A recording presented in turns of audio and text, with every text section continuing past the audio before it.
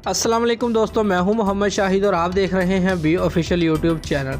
दोस्तों, royal Challengers Bangalore ने super over में मुंबई इंडियंस को शिकस्त दे दी।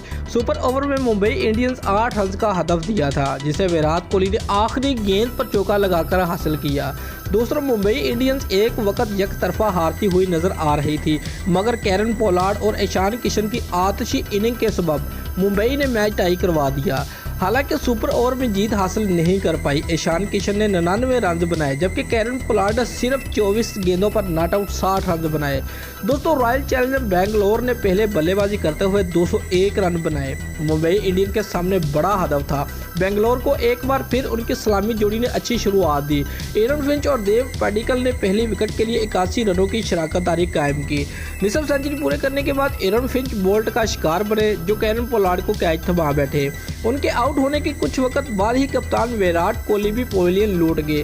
वो सिर्फ 11 गेंदों में सिर्फ 3 रन बना पाए और टीम के लिए एक बार फिर नाकाम साबित हुए। हालांकि उनकी कमी AB डिविलियर्स ने महसूस नहीं होने दी। दोस्तों, रॉयल चैलेंजर्स बेंगलोर ने पीर के रोज सुपर ओवर में दफाई चैंपियन मुंबई इंडियंस को शिकस्त देकर IPL में अपनी दूसरी जीत दर्ज कर ली है और टेबल में 7वें से तीसरे नंबर पर आ गई है। बेंगलोर के कप्तान विराट कोहली ने सुपर ओवर में फातिहा रन बनाए। दोस्तों, अगर आपको हमारी ये वीडियो पसंद आई है तो लाइक और कमेंट ज़रूर करें और हमारे चैनल को सब्सक्राइब करना मत भूलिए। शुक्रिया।